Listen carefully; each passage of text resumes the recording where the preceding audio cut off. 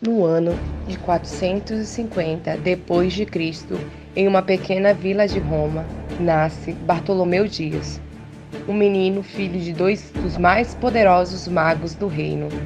Uma época marcada por guerra entre romanos e vândalos. 5 anos após o nascimento de Bartolomeu, Roma foi invadida pelos vândalos. Foram mortos todos os soldados, bruxos e os descendentes de bruxos. Os pais de Bartolomeu, tendo a certeza que seu filho morreria, fizeram um último feitiço a fim de salvar a vida do seu único herdeiro. Petrificaram o garoto para despertar após 1000 anos. Quando despertasse, teria a força e a virilidade, mas vivendo só até os 70 anos.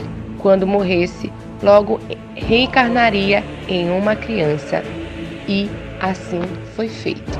Os vândalos invadiram Roma, mataram os bruxos e levaram a criança petrificada como troféu.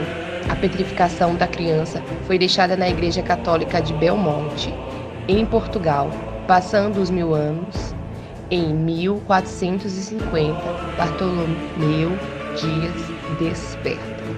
Foi criado por um monge e tornou-se um jovem forte e inteligente, mas sentiu-se diferente dos outros de sua idade. Teve uma conversa com o monge, seu pai, e descobriu ser especial, que vinha de uma era muito distante de muitas histórias. A partir daí, Bartolomeu decidiu se juntar à Marinha de Portugal para descobrir novos caminhos. Juntamente com o capitão da rota marítima a caminho das Índias, Pedro Álvares Cabral, Bartolomeu sai de Portugal. Passando alguns meses em alto mar, eles chegam a uma terra estranha, não identificada no mapa. Ao descerem se deparam com um povo com ferramentas pontiagudas nas mãos e totalmente despidos, os índios. A missão de Bartolomeu, junto com os portugueses, nesse episódio é lutar e domar as terras indígenas a fim de conseguir as terras para a coroa portuguesa. Os indígenas, para defender seus territórios, tinham um forte poder mágico que invocava guerreiros chamados de brasas. Esses guerreiros passaram a se enfrentar em forte combate com os marinheiros de Portugal. O também mago Bartolomeu passou a liderar as tropas com grandes batalhas contra os brasas. O poder dos brasas ficou tão forte que os indígenas não tinham mais poderes sobre eles. Foi então que a raça brasa conquistou todo o território brasileiro, dividido em 4 grandes faixas, dominadas por seu respectivo imperador.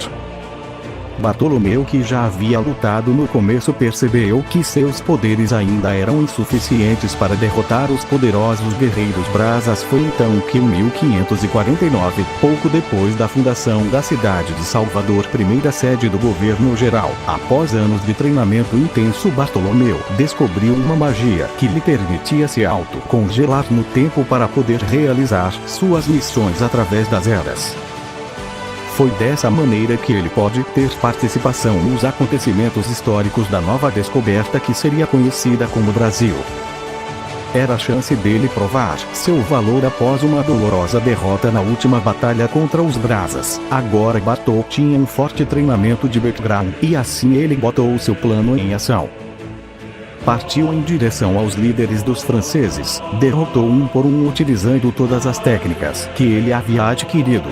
Após derrotar todos os soldados, ele partiu contra os tenentes. O mais poderoso deles se chamava Oliver. Já com muitas lutas nas costas, Bartol estava cansado, porém como seu último ato, ele tinha que derrotar esse importante elemento francês. E após uma árdua batalha ele o venceu, e o povo francês foi expulso da cidade do Rio de Janeiro. E Bartol voltou a se congelar no tempo, para se recuperar e encarar as próximas batalhas.